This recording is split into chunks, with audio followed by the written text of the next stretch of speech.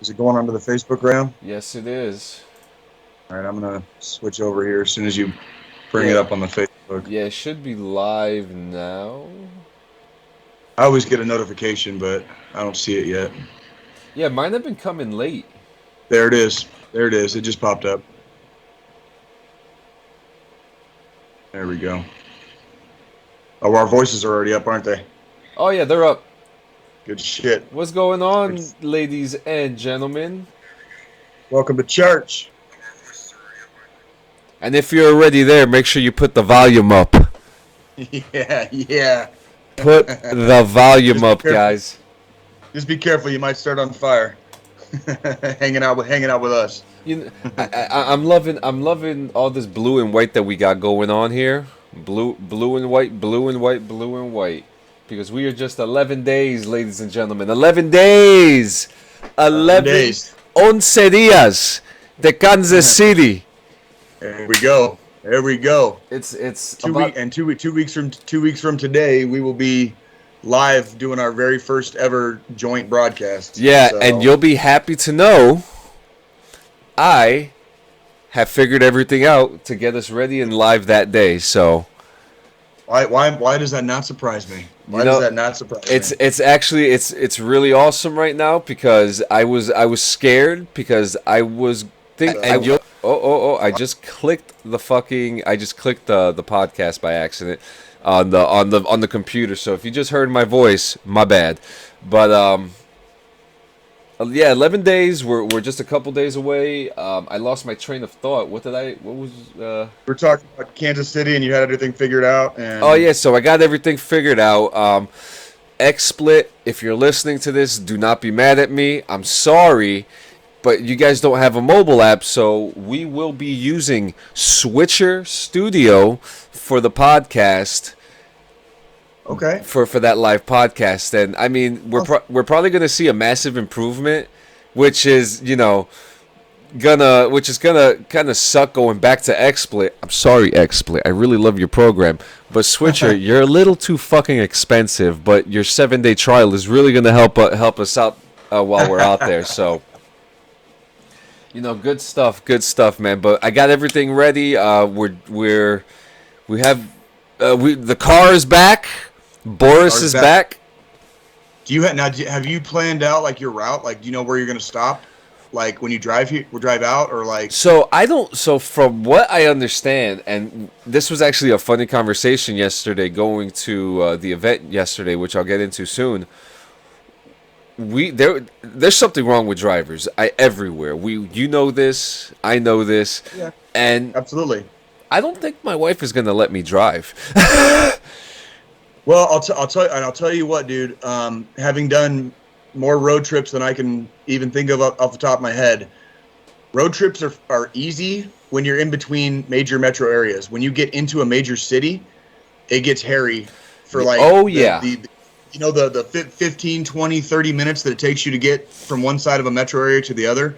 Because you got to look for signs. You got to like, I need to stay on I-70 West, right? And I-70 West, like, there's a left exit over here, and then you got to get all the way to the right lane and do a right exit over here to stay on I-70. But they're like 5 minutes apart, and it's traffic jam, and depending on what day of the week you're driving, and it gets hairy. It gets super it hairy. does. And Yeah, for someone who's lived in metro areas his whole life, I mean, right. you get used to it after a while, but the aggravation never stops. Well, and when you're in a place that you're not familiar with, there's a big difference between driving like where you live Yeah. and say like trying to drive through like Indianapolis or Chicago or Cleveland or St. Louis or Kansas City. Like if you're not from there and you don't know all the little turns to make, like when I leave Kansas City to come back to Colorado, I have to drive basically through the downtown area to stay on I-70, right? Yeah.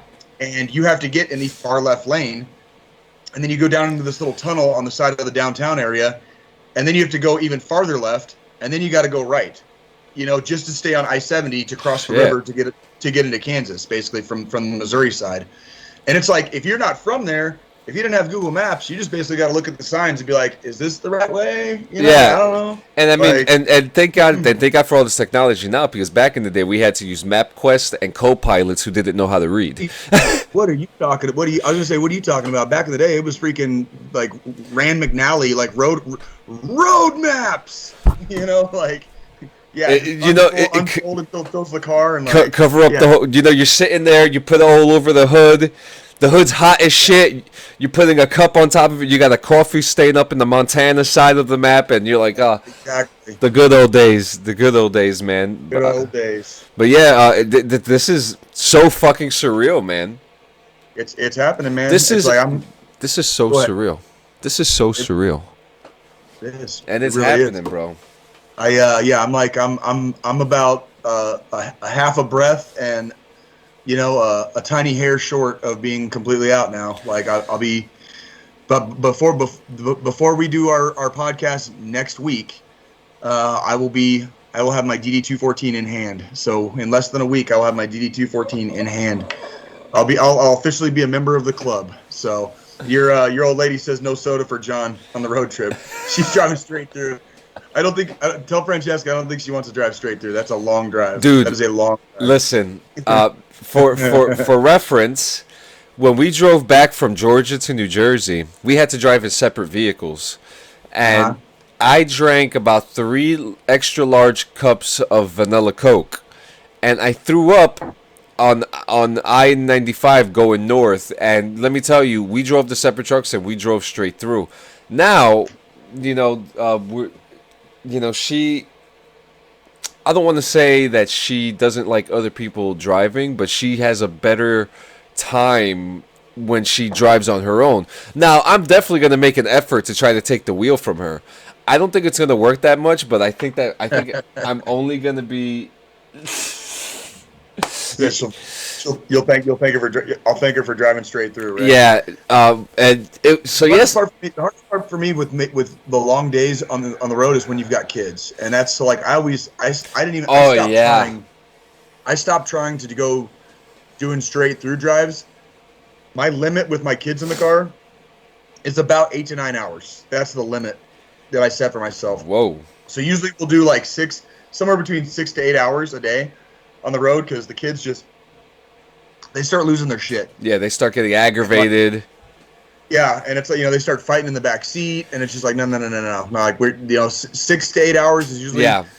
I do 9 is my maximum. I say 9 is my maximum because 9 hours is about how far it is from here to Kansas City, from where I live in Colorado. So I can do that in a single day, and then by the time we're 8 hours in, we're almost there. You know what I mean? So I can push that. I can push that last hour, and we're almost there.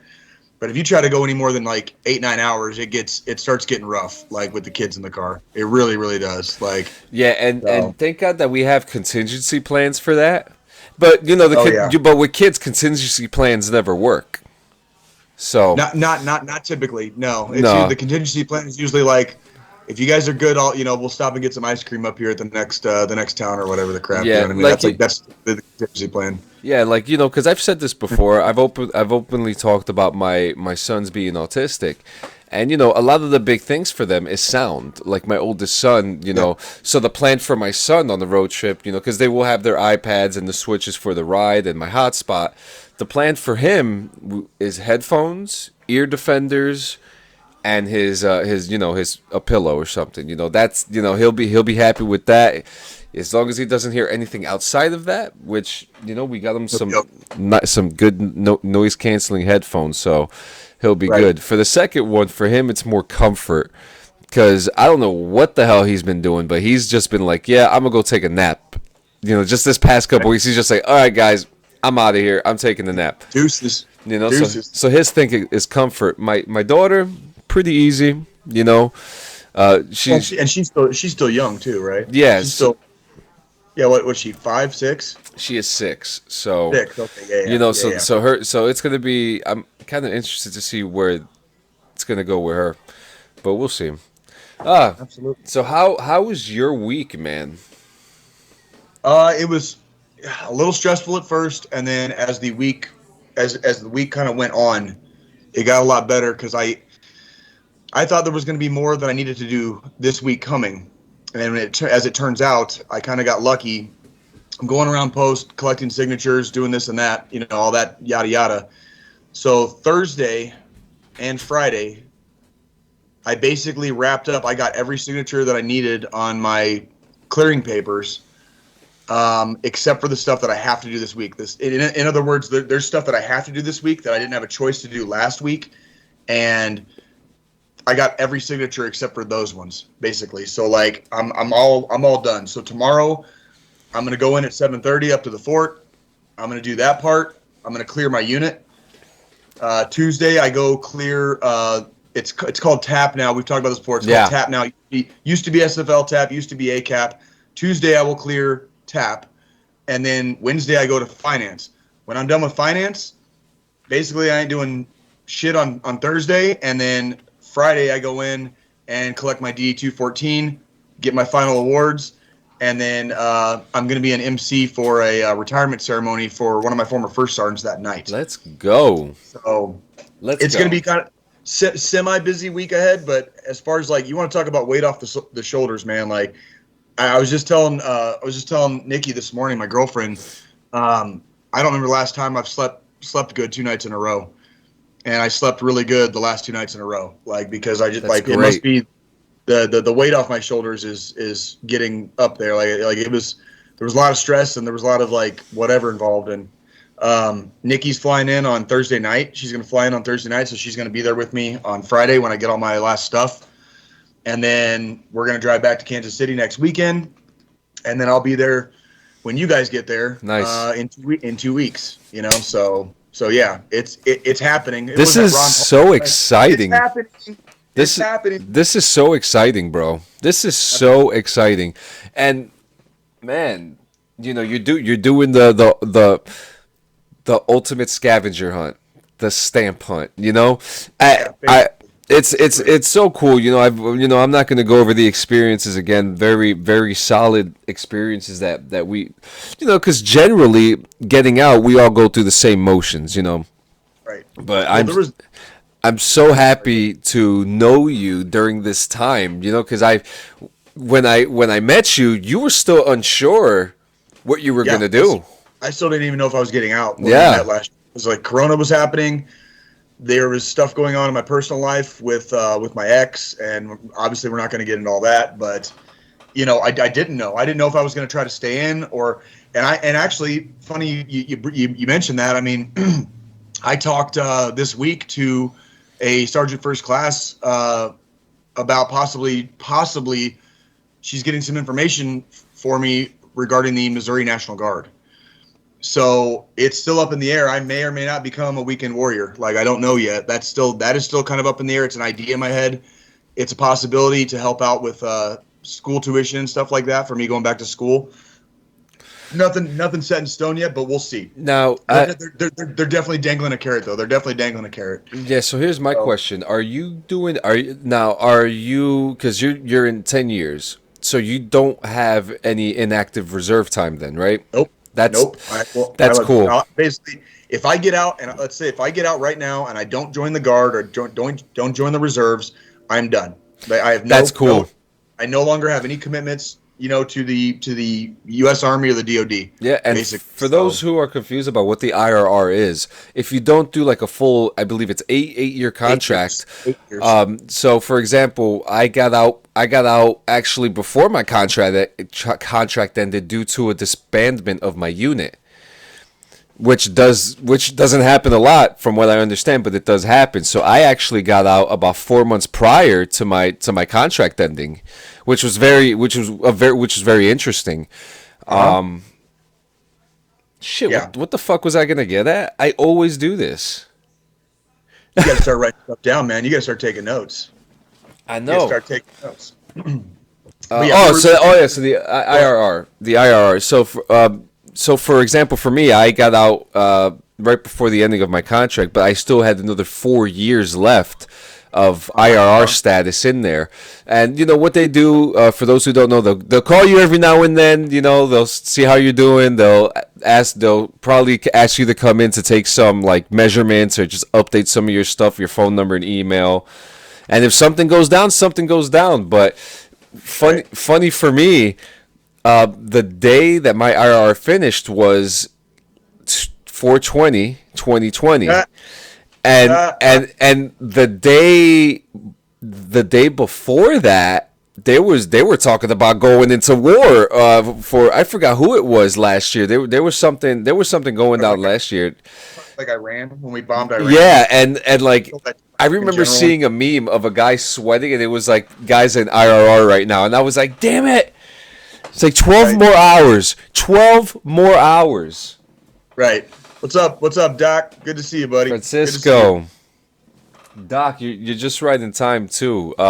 Anything else going on for your week, man? No, man, that's it, man. I'm in kind of like chill mode right now, dude, because like I said, I've like the stress level, like I got a lot of weight taken out of my rucksack last week, and that was really nice. And I'm just kind of me and my lady been hanging out the last few nights, like over like video chat and FaceTime, just kind of watching movies together, and it's been really nice, man. I took her on a virtual date on it was a Friday.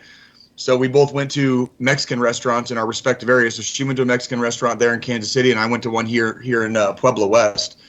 And we just set up our phones on the table and had dinner together, basically. That's like beautiful. Over face.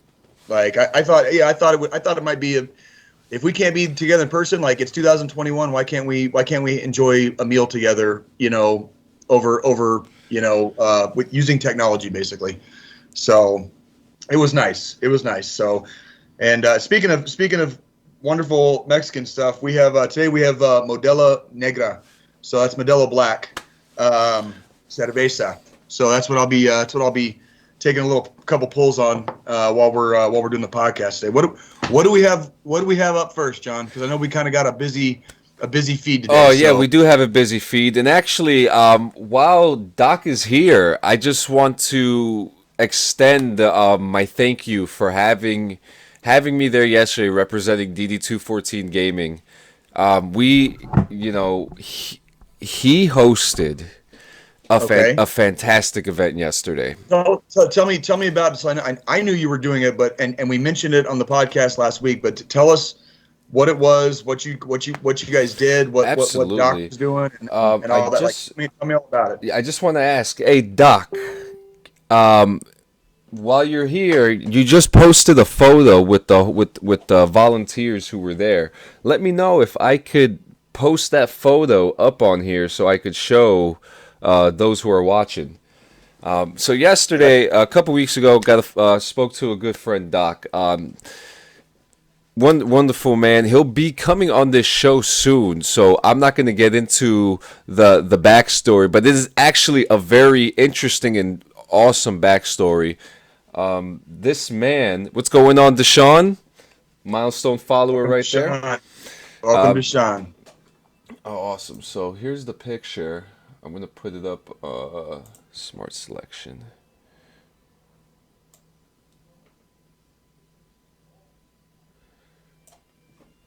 And I know he's not watching right now, but I also need to send a shout out to one of my brothers from the infantry. His last name is Collins, and today is his last day in the Army. So I wanted to spend because I saw him last week. We were both finaling out and clearing and stuff. So I just wanted to send a shout out to my brother because we deployed together, and congratulations to him. And he's in nursing school right now, so he's going to be a nurse soon. And he's living up in Denver, and good for him. And I wish him all the best. He's a great dude, and I know he's going to be successful in all things. So yeah, absolutely. Congratulations, man, because this is like we said last week. The chapter closes, the new book opens. That's right. So yesterday, this was an event geared towards recreational time, outside time for our veterans who are inside all the time, unfortunately, and it happens, and we need, our veterans need to go outside. They need recreational time. We need hobbies. We need freaking hobbies. Yeah. We need something to keep that mind occupied, when we're not at work or we're not doing stuff with the kids or whatever. It could be whatever, but yes. Absolutely. And, Doc works. He works. I believe he does work at VA hospital. Correct me if I'm wrong, Doc. But I know he does a lot of work there. He helps them all the time. He's always doing something for these guys, always. And it was it's always an honor to be next to this guy because there's always a great turnout. Always a great turnout. There's always something there for everybody. So if you're looking at the screen right now, this was the volunteer crew that was there. You're right, Frank. That's a good looking crew right there. Takes the focus off depression and anxiety. That's exactly right. Absolutely. And if you look at this picture, a couple of these guys are actually going to be on the show. So there's Doc there in the middle with the hat. Jamel over to his right. Great energy. There's the other Doc, the other Frank Doc Gadsden over to the left with the striped shirt. He's the DJ. Okay. Him and Frank actually. I worked for them doing security years ago. They gave me the work when I came back into New Jersey. So they've been helping veterans since the start, man. Like there's no they've been doing it right from the start. He works in the private hospital. Yes. I see a guy. I see a couple of infantry cross rifles there too. Yes, so that's actually Sean Mangan. That is a DD-214 member. Okay. That is one of our members. He also does a lot of work with Doc and the New Jersey Nightlife Crew, New Jersey Veterans Network. Okay. We're all connected. Frank's sister over to the right. We got Dro all the way to the right, his children, and then we have the rest of the volunteers. Over all the way to the left, behind my wife, is Ronnie. He received a Hero Award. So congratulations to Ronnie for the Hero Award. What all did he do? So he sets up all the events with Doc. I believe we did have a great security team. We really did have a great security team, and the fun never stops, man. I mean, I can only imagine when you get a bunch of fucking veterans hanging out together, like it's. Yeah, and the one thing I have to say, every time that I worked security with them, there has never been one like major or any issue that got blown out of proportion or anything that ever happened. Like everything was always organized, and that goes to show with an event like this, everything was organized. There was enough food for everybody. There was spades games with Bluetooth speaker prizes. Mm-hmm. We had great music, and we had the Xbox set up. And we had the Super Nintendo Classic set up, and nice. It says Ronnie works for the VA, but goes above and beyond. So I created a Hero Award for him. That's beautiful. That's beautiful, awesome. Frank. That's fucking awesome. It's so interesting to see a man like Frank put so much time into the veterans, and not have time for himself. And it really goes to show the hard work and the appreciation and the passion that goes into everything that he does, because he is under so many umbrellas, so many umbrellas, and this event yesterday was no different than anything that he's ever done before. I mean, there was no shortage of food, no shortage of hydration, no shortage of fun. There was something for everybody to do. There was something. Now, I'm looking at the pictures. Was this held kind of like at a park or like a recreational area, or like what was the venue? I guess? So the venue was actually at the Lions. It was at the Lions VA Center, and the center itself. So when you go in, there's actually a right before driving in. It actually looks like you're driving into some parts of a military base where a lot of the streets are like really closed, and it's like two-way streets. Right. So I remember telling my wife, like, this is very, like, this reminds me of a military installation, and right over to the left was the Lions entrance. When you go in, there's a giant golf course. Giant golf course. There's some baseball fields there. It looks like a giant park, but that is the Lions VA area. They have their own VA police there, which were very awesome and cooperative. They actually helped out our boy G.I. Joe get his keys out of his car. Nice. his Nice. his brand new car that he just got from the New Jersey Veterans Network. Which big shout out to all the guys who received cars like Sean Mangan and Dro for receiving their vehicles for all their volunteer work that they've done for the veteran community in New Jersey. Everyone was engaged with the patients. Everyone was happy. And the one thing that I loved is that when Spades was talked about, all like the older vets were just like, all right, let's go. I play some Spades. Let's go. Yeah, it was great. The service dogs. Actually, one of them is in the picture right there. That is Shadow. That is America's pup right there, ladies and gentlemen. That America's dog. That is America's dog right there. And for Sean Mangan not bringing Charlie in the picture is sacrilege, because he's got a beautiful German Shepherd, and Shadow is just one hell of a dog, man. He's hyper, he's happy, and he loves his water. Good. But this was such a successful event, and I can't wait to be at the next one. I think, and being there, it sparked a lot of really cool ideas that could come to fruition, that we could bring video games to veterans. I mean, one idea that I do have that I would love, and whatever. If you're gonna steal my idea, steal it. But DD214 Gaming is still gonna fucking do it. I would love to just buy a long trailer, a couple arcade cabinets, throw it in there, bring it to the VA centers for events like this. Sure. It would not be hard to do that. No, not at all. And a lot of the arcade cabinets nowadays you can find them functionally cheap. Like, a lot of them are functionally cheap. You know what I mean? Like, they're not really super expensive. A lot of the more expensive ones are because they've been like refurbished and made to look like, basically like they look brand new out of the freaking case, like in the 80s or whatever. But they're really not that expensive. Like, you can go to Walmart and get a miniature arcade cabinet for like $200 now. Oh yeah, you go right to Walmart. You get them. Literally, like. Yeah, and it's so cool. It is so cool. I loved every bit about it. There was no issues at all. Like, it was just like the perfect event, and the weather was so nice. It didn't rain. It was a perfect day. I can't wait to do things like this. It's been a while since I've been a part of this, since the coronavirus happened, and a lot of these things really took a toll. So this was the perfect event for a lot of our veterans to come out and be out there. And they got there was some really nice shoes out there too that they have for the veterans. Great shirts, great casual shirts. I honestly didn't know a lot of these groups. Like, you've talked about when you got your car.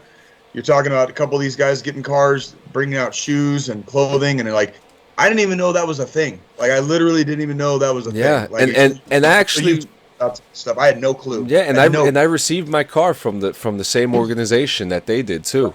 So right. It's a wonderful thing, and man. It's great to have these communities. Yeah, for us. I'm proud of you, man. I'm really proud of you guys. Like, that's it. A lot of what you're talking about, it reminds me of a lot of the stuff that I do with the VFW. Now, granted, the VFW is a little bit different the way we do things out here. But as far as like having a younger crowd, like I'm looking at the picture and it's like I'm seeing GWAT vets.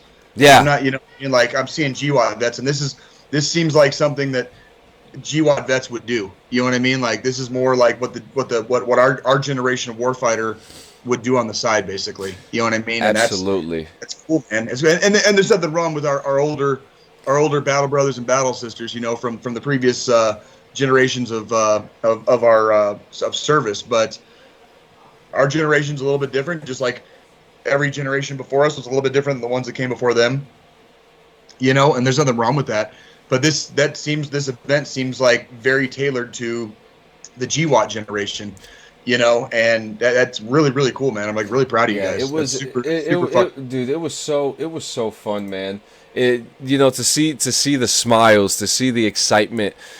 These things need to happen. And I actually had a conversation with one of the volunteers, Jamel, who was such a pleasure to talk to, and we were just talking about how things like this, we need more of it. We need Absolutely. more of it, because we're shining a light on this of what's going on here in the state of New Jersey, and we know that there's so many other ones in the United States. We need to see more of it.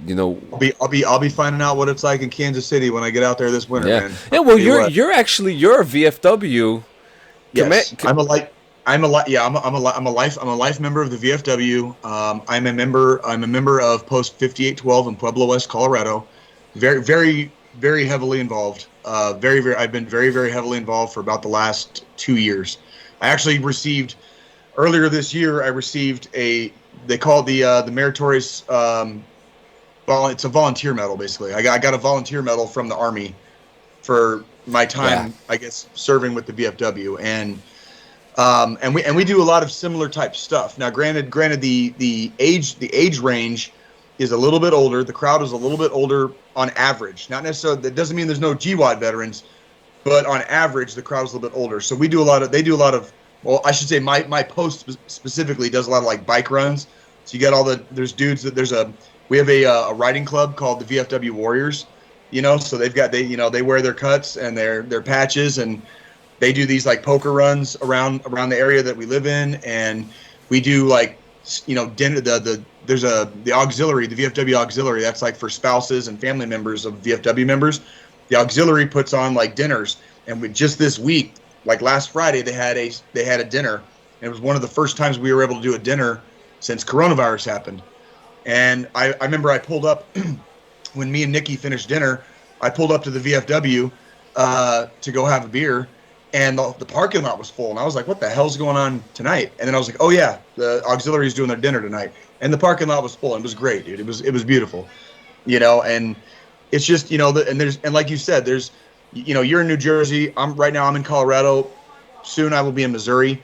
There's stuff everywhere, and we need to get more involved, and we need to continue encouraging veterans to come out and participate and hang out together, because you meet people and you talk to people. You have people that have shared experiences with you. You know what I mean? They might not have been in your exact unit, but they know what you've been through. Yeah. Because they've been there. Because they've been there too. And sometimes it goes as far as deep down as units, having same units or having the same people as commanders at different times. I met a guy. There's a guy at my VFW. He used to be in 4ID. He used to be at Fort Carson when he was in. This is back in the 80s, by the way. And he was in a battalion. He was in an infantry battalion that was right next door to the one that I was in. So his battalion still exists, and my battalion was next door to his battalion basically when I've been at Fort Carson. So I knew exactly what unit he was talking about because they were the guys. They were the guys next door basically. So. It's a small world. Like, the military is a very small world. You know what I mean? So 1%, man. 1% of 1%. Trust me, dude. 1% of 1%. So yeah. Let's see what else we got going on here today.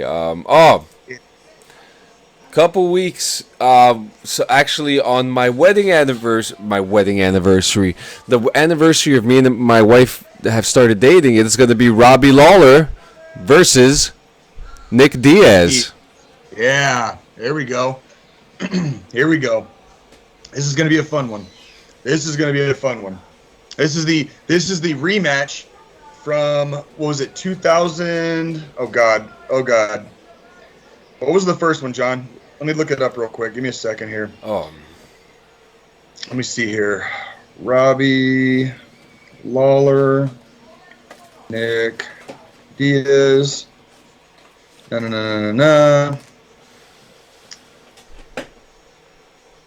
When is? I hate freaking Google right now, dude. Let me look up Robbie Lawler. Google. 2004, April 2004, UFC 47. Okay, so this is the rematch. 247. It was UFC 47. So. Oh. This is a rematch of a fight that happened literally 17 years ago. 17 years ago. Okay, and previously on this podcast, if you keep up with us, we've actually discussed this fight. We actually predicted right here on this podcast, right here on DD214 Gaming, ladies and gentlemen, we predicted this rematch was going to occur. So if you go back to, I think it's season 2, episode 5, you will see me and John and our brother Sean discussing this fight.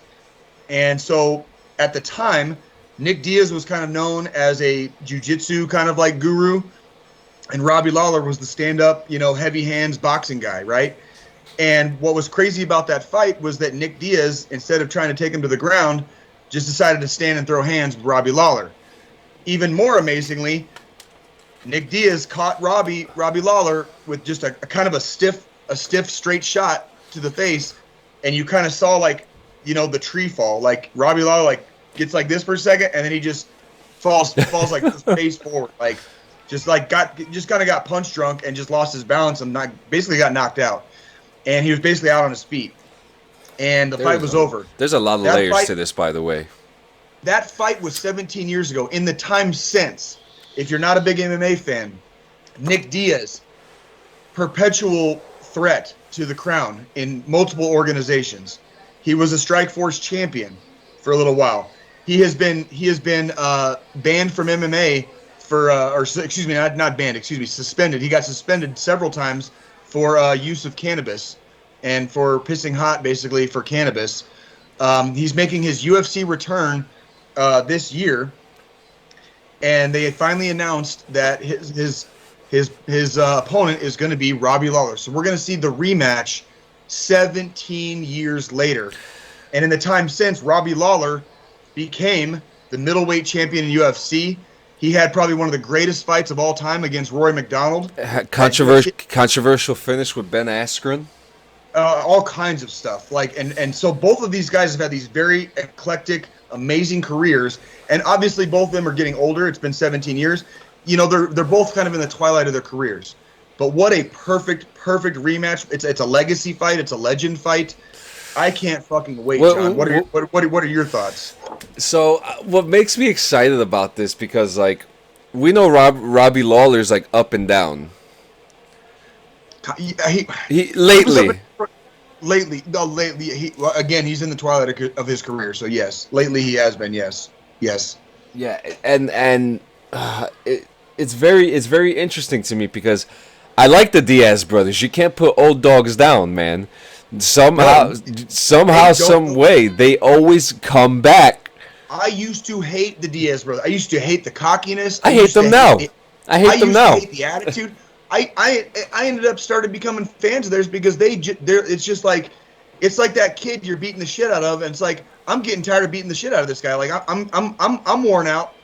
I beat the shit out of this guy for so long. I'm worn out, and he keeps coming back. Like now I'm getting scared because now I'm tired, and this kid keeps coming back at me. You know what I mean? The Nick Diaz and Robbie Lawler is like a goddamn pit bull. This dude is just a fucking pit bull. It's a pit bull versus a Rottweiler, literally. It really is. It really is. I cannot wait for this fight. I just cannot wait for this fight because it's 17 years in the coming. Both of their careers have followed these really super odd trajectories. Where you thought. Yeah. I thought both of these guys were done 10 years ago, and boy is my face red right now, right? Because I was fucking wrong. I mean, and the same was for BJ Penn until he beat that guy up at the bar. Oh no, he got knocked out at the bar. He got knocked out. Yeah, well, dude was drunk. I mean, I'll tell you what, John. I'm not big on physical violence and stuff like that, but I'll tell you what, dude. Pretty much every time I've gotten my ass actually handed to me in a fight, I was drunk.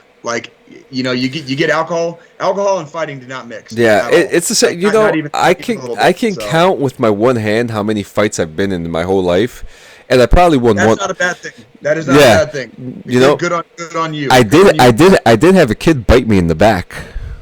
Really? Yeah. Really? Yeah. Doc, we did watch the Logan and Mayweather fight. It's actually funny that you bring that up because I actually went back.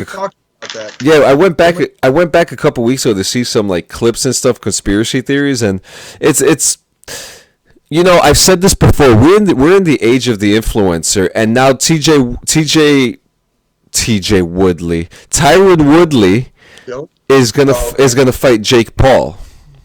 That's right. That's You know, right. so like these influencers are getting into these big fights, and you know what? I can't stand. They're paying them better though. That's the problem. They're paying Yeah, them better. they're That's the getting problem. paid a Like, lot of money. Hey, where's my fight? Where's my fight? Train me. Hey, DD214. We're famous in Brazil. Give me a celebrity. Give us a celebrity fight down there. We're ready. yo, somebody get Minotauro on the phone. I will happily step into the ring with Minotauro and get my fucking head knocked off if you can make it worth my time and pay. Dude, okay, Brazil, we're talking to you. Get Minotauro, get Vitor Belfort, get one of the fucking Gracies. Okay, I'll roll with anybody. I'll do whatever. Dude, if you guys can make it happen, if the price is right, you guys can get on pay-per-view and watch me get my fucking ass kicked. Okay, I will happily get my ass kicked. And listen, hey, Brazil, you are only other listeners, not only other listenership, but you are only other biggest listenership other than the United States. Get this fight happening. Let's get this shit happening. Dude, do you want to hear some crazy? Can you imagine DD214 in Brazil? Dude, there's like a cold weather dome over Brazil right now. They have like some extremely cold temperatures down there right now, in certain parts. Like I shit you not, dude. No shit. Dude, I'm telling you, man. Like, I'm not gonna. I don't want to get political on the podcast, but goddamn, dude, like when these motherfuckers talk about like climate change and stuff, and there's people out there, especially in our country, that want to deny this shit, and I'm like, dude, like, how much do you need to see? Like, how much factual evidence do you need to see in front of your face to acknowledge that like shit ain't the same anymore? Absolutely. And it's changing, and it's changing fast. Like, look up Brazil cold temperatures right now on Google, and you're gonna see your news feed is gonna explode. Yeah. With those stories. Yep. So yeah, go to Brazil, Deshaun. Yep. Go to Brazil. Go to Brazil. There's cold weather down there, man. Down there, brother. Before we got a bunch of cool game news. We got a really controversial game news, and we have some military news. But before we get into that, this past week and a half, some of the best music has been released. Okay. I'm gonna try not to cry because I always get emotional when I talk about my favorite band. Who's your favorite band? Thrice. You've mentioned that before. So Thrice, I have a long history with them. They're my favorite band. They went through this crazy. They went from punk to like punk emo-ish, and then they went to like this alternative rock thing. And now they're coming on to their 11th album. They actually went through a hiatus, which in some terms would be like they broke up for a little while, and actually went to their last show in New York before their hiatus. My first show after the army was Thrice, and then my last show before the coronavirus, the day before New Jersey shut down, was Thrice. And they just came out with a new single called Scavengers, which when I listen to it, it sounds like a song, which, guys, I'm going to go a little early on this. Suicide Prevention Hotline, 1-800-273-TALK, 1-800-273-8255. When I listen to this song, I hear a song about someone trying to get someone out of a deep hole. Okay. It's a very beautiful song. Listen to the lyrics of the song. It's a very... I get a lot of like depression vibes off of it, a lot of like someone trying to get help but that person not wanting to receive the help. Listen to the song. I wish I could play it for you, but these DMCA things suck. Very good song, but they said that the song is about the political societal injustice that's been going on with people going online and being keyboard warriors, and that's what they say the song is about. That the song is about people who are hiding behind, their false truths and stuff like that. Which, I mean, it could be interpreted that way. Well, and I think people are very often, they don't remember that music is art, and art absolutely art can be interpreted in multiple ways. You talk about like regular art, like Jackson Pollock and Salvador Dali and MC Escher, you can interpret a painting multiple ways. Same with literature. You've got a book. And yeah, you can read the story of the book, but what, is the story a metaphor for this or a metaphor for that? Like anybody that went through high school, or a lot of people, they read a book by George Orwell called Animal Farm. Animal Farm was a book that was a metaphor for communism, right? Like, we're talking about music now. Music is also art. Yes, it is. It's a medium for art. So like the song, the lyrics of the song, the writer of the song might have wrote it about something, but when somebody listens to the music, they might interpret it a different way. And that's okay. That's because it's fucking art. Same with fucking movies and TV. Absolutely.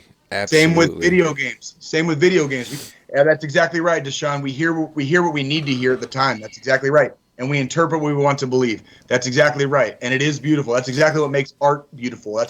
That's art. Art is life, and art is beauty. And even in the ugly times, that's what makes it beautiful. Absolutely. Yeah. So guys, listen to it. If I could give you the best description of Thrice, there's 4 of them, and I always compared them to be, what if the Beatles went into a modern rock type of style. So they actually cover a lot of Beatles songs, like Helter Skelter. Helter Skelter is my favorite Beatles song, and they do a fantastic cover of the song. But they remind me of like what the Beatles would have been if they would have been around this time. I bet you would never be able to guess what my favorite Beatles song is in 1,000 years. I bet you would never be able to guess. One? No. So when I was in middle school, they did this thing, and it was like a TV special, and they called it the Beatles Anthology. And in the making of the Beatles Anthology, the surviving 3 members of the Beatles got together, and they finished what they used to call a B-side. So there'd be a bunch of like studio recordings. Oh yeah. And they wouldn't necessarily be finished songs. Which Thrice is very famous for. They've come out with like 5 B-side albums, by the way. Right.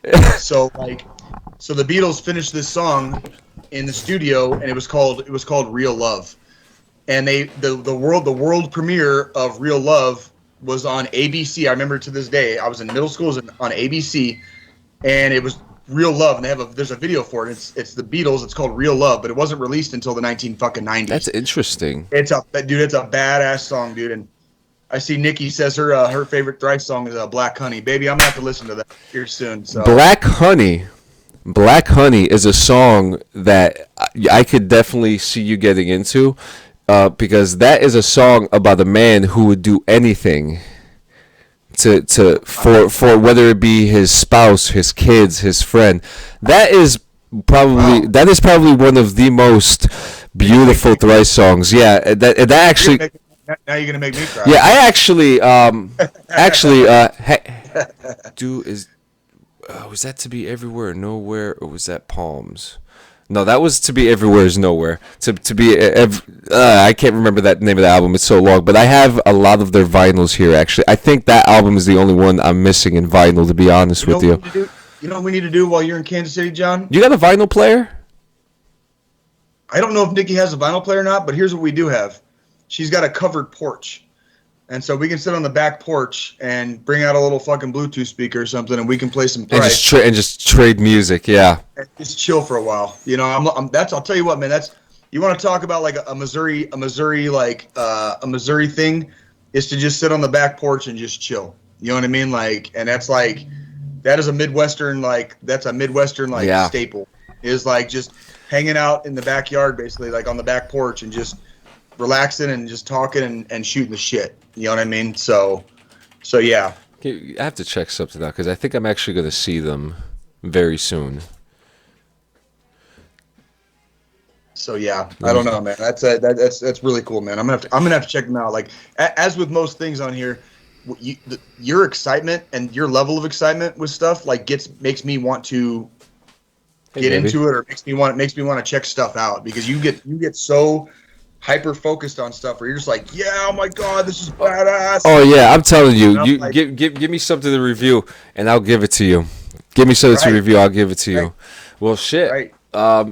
Oh shit, 50 minutes. Let's get into the game news, man. I guess we need to, huh?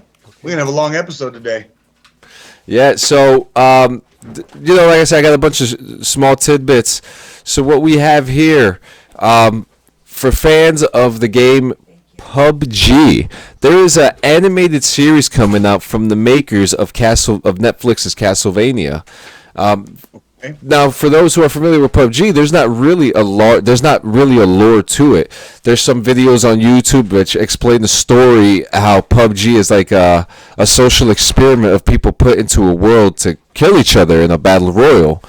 In some cases that you could compare that to the movie Gamer. You could compare that to any other battle royal game where if you want to be all imaginative like I am, there's someone always watching. Big Brother is always watching you. Right. So the whole point that I'm trying to say about this game is that maybe now we're finally going to learn the story of this island, Erangel, and why the PUBG servers were made in lore mode. So I think this is pretty cool. It's going to be a different animated series to get into, and especially for a video game animated series to be made, because I'm not familiar other than obviously Super Mario animated. We have some Tomb Raider cartoons out there, I think, but I think this is going to be an interesting cartoon, and I think it's going to be an anime too. That'd be. Well, I mean, it almost has to be just by virtue of how PUBG is kind of set up on, because it's got that kind of like anime look. Not quite anime, but it's got that cartoonish look. Yeah. To the game. You know what I love about PUBG? Like, no lie, dude. My daughters play that, and they no shit. Both of my daughters have won a game by themselves. Like, I was hands free, like, and they've won a game by themselves, both of them. And the kind of game where you can win at 6 years old or 9 years old or at 40 years old, that's a good game. You want to talk about bridging gaps. You know what I mean? The game did an amazing job of doing that. Like, an amazing job. You know what I mean? Like what a great, oh no, wait, you know what? No, strike that. Fortnite. Nikki's right. It's Fortnite. I'm sorry. I was thinking of Fortnite, not PUBG. Yeah. I apologize. But yeah, yeah, Nikki's totally right. Like I get confused sometimes, but yeah, like my daughters have both won Fortnite by themselves, and I think that's a great game to like bridge the gap. But PUBG, like, it's got that kind of cartoonish look to it, and it's perfect for, like you said, an anime. If they're gonna make a TV show and put some lore behind it, whatever, like, it's a good idea. It's a good idea. So yeah, I'm excited. I'm very excited for it. I've played the game a lot. I actually have a lot of clips that I should actually post up because it's a fun game, and I should probably get it. Like, I can't wait to see it. I'm interested to see like what they're gonna do, because some YouTube videos show a story, but the story is just like, we want more. So give us more. There you go. Yeah. What else we got? Next, you're going to be excited about this. What? Doom has re-released they have re-released their add-ons for their classic games. Okay. For the Game Pass, because it's on the Game Pass, and you could go on and play it. So they've added. It says Earthless Prelude is the latest in the growing lineup of free add-ons for our re-releases of Doom and Doom 2 available now. Doesn't go into much information about what these are. Oh, so those, I know exactly what those are. Those are, so back in the day when you had like DOS, I say like digital operating system, like Microsoft 95, Windows 95, original Windows, shit like that. Some of these original first-person shooter games, which coding back then was not as intricate as it is now. So if you knew a little bit about coding back then, which even I still remember a little bit about coding on the DOS system. This is going back to like the early to mid 1990s. My dad was in the computer industry. DOS was not a hard thing to code, to be honest. Like, there were add-on levels. So like people could create their own levels. They could create new levels. And so the original Doom, Doom 2, there was a game called Heretic, there was a game called Hexen. These were the very first generation first person shooter games. And you could create your own levels. You could literally, like, if you knew enough about coding, you could create your own levels. And so some of these add-on levels were the developers basically creating like the original version of like additional content, like we do now, like Call of Duty has like season 3, season 4, right? And they add just a little bit more. Back in those days, they would add entirely new levels, and that's like, because it was a lot easier to code back then. It was a lot easier to create the levels because there wasn't that much more to it. It's so easy now. You could go to your local retail store and you could buy coding packs. That's right. And so like what you're probably, I have to assume what you're talking about is some of the original developer made additional content basically to the Doom games. Yes, that's what it sounds like. Again, there's not a lot of information, but if you have Game Pass, which like Deshaun Meyer says, if you don't have Game Pass, are you even a gamer? But really, Game Pass is absolutely clutch, and he's absolutely right. If you don't have the Game Pass and you're not playing these old games, I mean, if you don't want to play the new ones, you could go. I mean, if you're 60 years old and you played Doom like 20 years ago, wouldn't you want to just play that again? It's you're paying. I'm 40, by the way, but thanks. Yeah. Next, this isn't a video game, but it's a game show, and it's still a game. The Frogger TV show is coming out. What? Yeah, the Frogger game show will be coming out. It's being hosted by Damon Wayans Jr. and will be hosted by co-hosted by Kyle Brandt.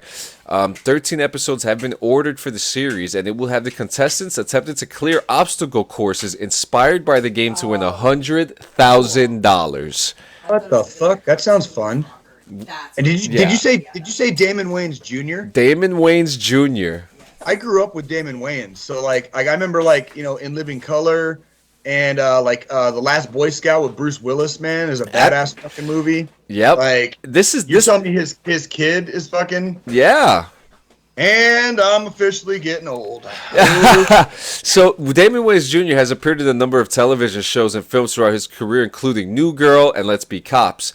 Brent, his co-host, is familiar to viewers of Good Morning Football, which he also co-hosts with NFL Network.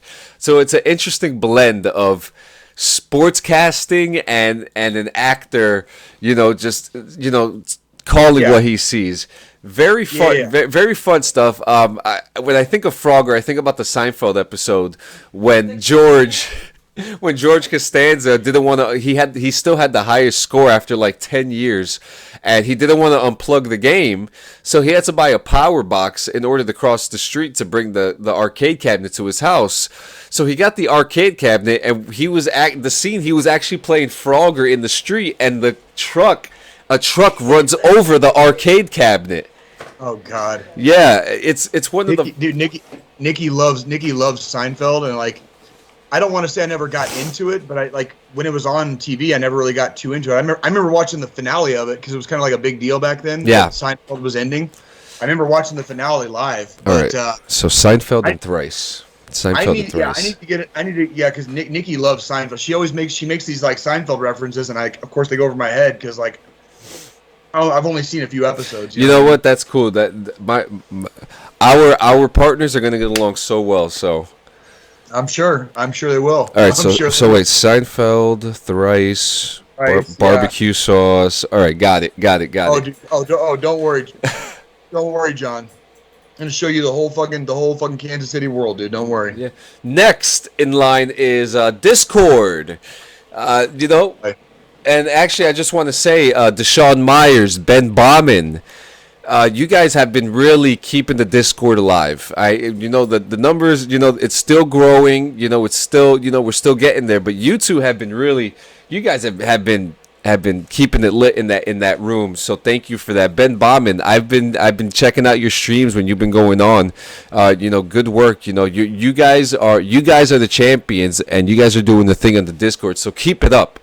I want to make a note of this too, because here at DD214 Gaming, we do not consider this group a top-down anything. We are very decentralized, and the whole group is what makes the group. It's not that there's a person at the top or a couple people at the top and everything trickles down from there. That's not what we do here. We are very decentralized. Like, not everybody has to be into the same games.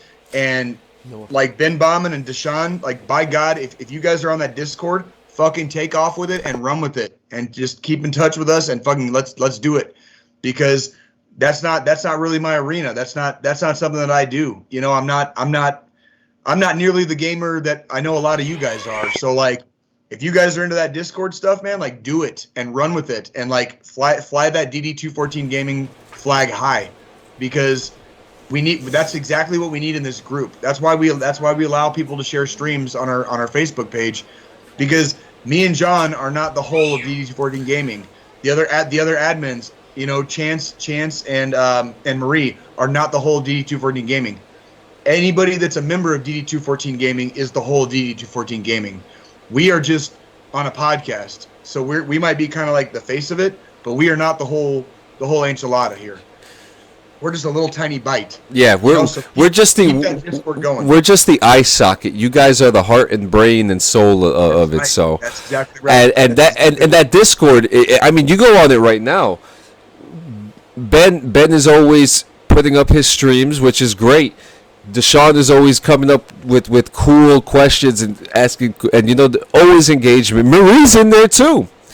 Marie goes in there. She sees what's going on too. So, Chance is awfully quiet, but with Chance's current endeavors, Chance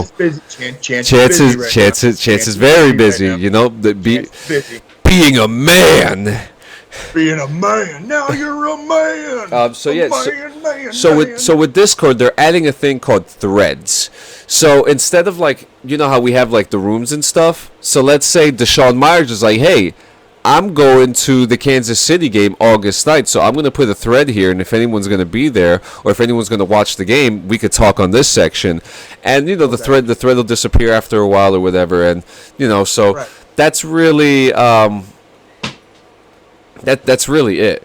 I just want to stop for a second, and I was going to wait till the end of the show to do this, but today is a big day. Okay. You want to sit on my lap? Sit on your lap. Yeah. Sit on your lap? Come on. That chair's sit on my lap, darling. Come on. What's going on, Tillman? Hey, Francesca. Third ID in the house. Nigel Tillman right there. Dog-faced soldier. Dog-faced soldier. All right, so, guys, if you guys don't know by now, the woman who's been bringing me rice and beans and pork chops and macaroni and cheese and soup on the podcast, this is my wife. Today, you gotta get in there. You can't see her very well right now. She's got to move a little bit to her left. There you go. Today is her birthday, and she's been here since right from the very beginning. I dragged her ass down to Georgia when I wanted to be a soldier. I dragged her ass back to New Jersey when I wanted to be a professional wrestler. I wanted to be a business owner. I wanted to make trading cards, and she was there for me. And then I wanted to be a video game streamer, and I wasn't working, and she was there for me. And then I became a podcaster, and here she is, still here with me. And I just want to say happy birthday, and thank you for your patience and everything that you've given me. Because without all this, everything that you've given me, I wouldn't have been able to do this. I embarrassed the shit out of her yesterday too at the event, and Such an asshole. You getting the love in the chat. Thank you. I can't hear anyone, but thank you guys. It's her birthday today, and for happy birthday, Francesca. and it just seems to happen that a lot of big major days that have been happening have been falling on the podcast, and for her to give me the opportunity to do these things live, I couldn't thank her enough. So Thank you. Absolutely. Love Scoops. Absolutely. Love you too. You're doing good. You guys are awesome. I cake Best podcast I cake ever. faced her yesterday and messed up her makeup. I can't wait till we all meet, It's man. okay. I really Next year can't. on the podcast, I'm gonna embarrass the shit out of you. Oh, here we go. But yeah, thank you guys, and Nikki, you know you guys will be talking about Seinfeld and Thrice when you guys are together. So Yeah, Nikki's totally Nikki just commented she's totally not wrong. Behind every great man is a great woman. Thank you, That ain't no guys. fucking lie, she man. said That ain't no fucking lie. behind every great man is a great woman. So thank you guys. Looking Right. forward to meeting you guys. Very excited. 11 days. 11 days. Can you 11 believe fucking it's days, 11 homie. fucking 11 days. 11 days. Kansas City. That's I can't hear wild. Jay. I'm sorry. He's screaming out Kansas City. Oh. That's a thing. That's a thing when the if you listen to the radio broadcast, not the actual live like NFL broadcast, but if you listen to the radio broadcast of the Kansas City Chiefs, the radio broadcaster every time when the Kansas City Chiefs score a touchdown, you hear the radio broadcaster be like, "Touchdown, Kansas City!" Like, that's like a local thing, like basically. Yeah. So, like that's like And if you're a baseball fan, you probably heard, "Oh, doctor, what is that baby is out of here."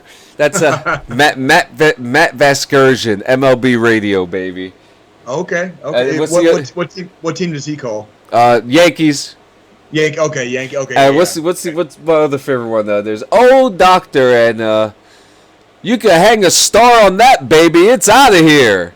There you go. You know, that's Yeah. I just want to call one baseball game. I think I could do it. Oh, Sure we could. there goes that Aaron Judge. Aaron Judge with the homer. Yeah. Right. That's I think, dude. That's what I'm going to be saying August 9th. Watch. We've been talking about this for a year. We've had the ideas in our heads about like feed me a bunch of alcohol and have me watch a shitty movie and just like talk over it the whole time. Oh, we're going to do it live. Dude, I'm telling you, man, like we could do stuff like this, like calling a baseball game, calling a UFC fight, like whatever, like we had the idea with like Deshaun. I want to say it was like 2 or 3 months ago, where like we have two people like fight each other on like UFC on the game on the UFC game and have us like commentate it, and just have us commentate it. You know what I mean? Like we could do that. Like it. I know we could do that. I know we could fucking do that. Yo. I mean, literally, all you gotta do is feed me alcohol, dude, and it like the sky's the limit. Okay, dude. The sky's the fucking before we get into before we get into the last 3 game news. All right, Deshaun. Me and Deshaun spoke about something a while ago, a long time ago. Uh-oh. Are you guys supposed to have a fight? Are you supposed to have a fight? No, but you know what? Deshaun, remember that scavenger hunt we talked about?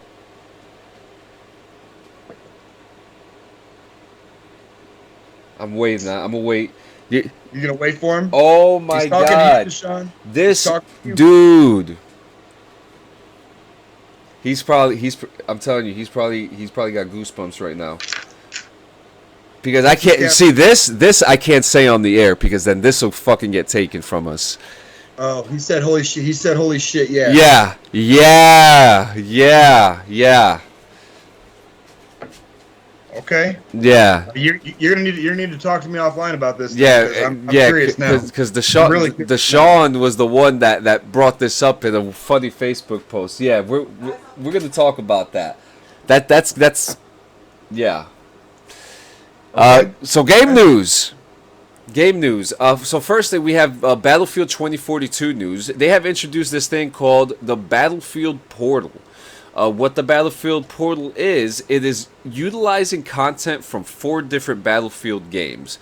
Battlefield 1942, Bad Company 2, Battlefield 3, and Battlefield 2042. It has maps, weapons, and their attachments from every single era of that game. Factions, everything.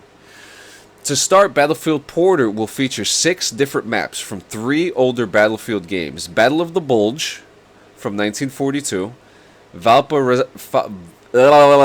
Valparaiso and Africa Harbor from Bad Company 2, and the Caspian Border from Battlefield 3.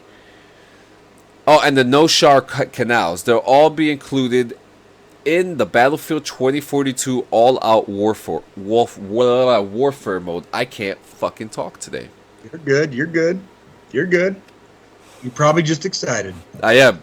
The older maps have been rebuilt for the new experience with better visuals, destruction elements, and support for larger player sizes of the games. At the surface level, this allows you to create your own custom game modes, which you can choose to pit soldiers from 1942 against futuristic specialists from 2042 against one another in objective-based modes with other tweaks beyond that. But if you want to go deeper than that, it offers the tools to do so. You can make the teams imbalanced, you can change the damage values for headshots and shots to the body, and you can disable attachments entirely if you want to allow specific weapons but don't want to let people pick certain attachments for their gear. Holy crap. Yeah. So, like, you can basically see what it's like to fight against somebody in World War II with, like, modern gear? Is that basically what you're saying? Yeah, with realistic elements. So if you don't want a red dot on it, you could have it do that. You can make it like a real challenge. You'd be like, everybody on the World War II side, like, you guys have World War II stuff that commits World War II damage, but everybody with all the modern shit, they have all the modern shit with all the modern, bells and whistles, and, like, you could actually, like, see what it would be like if, like, a modern infantry squad went against, like, a World War II squad. Yes, basically. yes, and it's going to be fun. It's going to be fun, and you're welcome, baby. Beyond those basic and intermediate elements at play in Battlefield Pro, there's also a logic editor that'll let people fine-tune their creations, and this feature allows players to tweak values related to spawns, create circumstances where players swap weapons after getting kills, is where matches created in this mode will become truly different from one another. And for those who aren't big on building but are big on playing, you'll be able to check out the creations others have made, assuming they've been made public by the creators. EA said that more content will be added to the mode as part of its live service plan, so the mode will only grow larger post-launch. Okay. So I can dig it. It's very exciting. There's always something new coming out with Battlefield 2042. Very exciting work.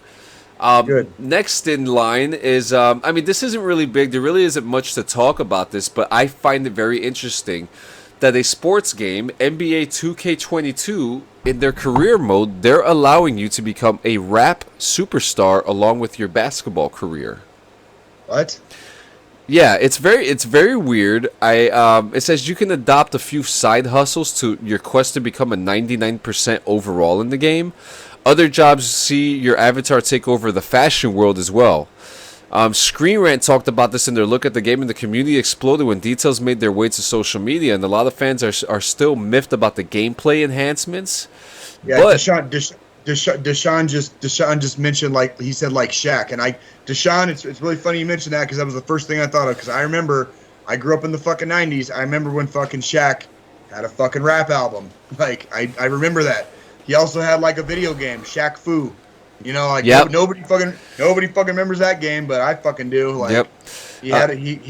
He did it all in his early career. So. Yeah, and it says, meanwhile, more bells and whistles are being added at a breakneck speed. This all largely won't affect a ton of players who just want to play the game, which, I love sports games. There's something so awesome about the sports games that the replayability. NBA is one of those games that I actually go back to. I love the NBA series games. Surprisingly, a lot of people find that very off about me. They're just like, really, basketball? I don't know why. I don't understand. I remember fucking welcome to NBA Jam. Yeah, and they're really fun games. And the one thing I've always loved, every time I play a sports game, I go right into the career. With MLB The Show, I just won the World Series last night in the Florida Marlins, and I'm now a fucking Yankee. So, yeah. In Madden, I went right for a career. I don't like Madden though. Not to interrupt, but you got Yankee shit for like you and Francesca and all the kids, right? Oh yeah. Oh yeah. So you guys gonna be rocking the Yankee shit when we're all rocking the Royal shit, Oh right? yeah. Like when we all go together. Fuck yeah, dude. Fuck, this is gonna be it's gonna be so fun. It's gonna be fun. Can't wait. I can't wait. I can't wait. Hey, Sergeant, can I get off a little early? Can you release me at 1300 today? Cause I got a baseball game to go to. I'm bringing my DD214 with me. Got my DD214, Sergeant. Can I go to the baseball game tonight? Oh man, and also, the biggest change for this franchise, it has Candace Parker on the cover of the game. She is the first female cover athlete in the history of the series to be on the cover of the NBA 2K series. So congratulations to WNBA player Candace Parker. Absolutely. It's a big thing, and also you could play WNBA games in the NBA 2K games too, which is really fucking cool. Really cool. Deshaun Meyer says, "Damn, that was a good impression." Which impression was that, Deshaun? Which impression? The atypical fucking, the stereotypical fucking private asking the sergeant for permission, or what? And now we're getting into our two interesting news stories. Here we go, military news. No, well, no, it's two game stories and then the two news stories. So the first game story is about Rainbow Six Siege 2 not being made by Ubisoft. Ooh, that is interesting. It is very interesting, and you know, a lot of people. It says so. The article says here, if you've been holding out that Ubisoft might one day create a full-blown sequel, the publisher's popular multiplayer shooter. This sounds like you should dash those hope. So apparently it's from what's being understood here is that it's being pushed for a sequel to come out for Rainbow Six Siege 2. And it's very interesting because I feel like that I've talked about these things before, where if we have a lot of these games where they come out with a series of games where, like I said, like Call of Duty should come out with like Call of Duty Forever. Assassin's Creed is coming out with Assassin's Creed Forever, which is, you know, it's very, not a lot of details, but you know, if you bundle these things into a box set or into a major crossover thing, it's interesting. Right. You know, there's this new, like that new Tom Clancy game, X Defiant, is a mashup of all these Ubisoft characters together. Right. Siege is no different from that. We've played it. We've played it. Do you think that there's, now, you know, obviously there's the aggravating players, but did you think that there was anything wrong with the game? No, I actually, that was one of the games that I did enjoy playing it. The only aggravation I have with that game is not being good enough. You know what I mean? Like, not being good enough. Like, that's one of those games you really have to spend time getting good at that game. Like, there's no way around it. Like the skill level in that game is directly correlated to how good of a game you'll be able to play. Yes. So if you want to sit there and play for 30 minutes a day, okay, you played it for 30 minutes a day, but don't expect to do very well, right? Yeah. That's one of those games you really need to spend time on, and you've really got to grind it, because that's what makes you better at the game. You know, so but no, overall that I didn't see anything wrong with the game. Yeah. No. Now, you know what I mean? Now here's my next question. Did you feel that because the game was out a few years that we should push for a sequel, even though we were getting constant updates? That's and DLC, free DLC.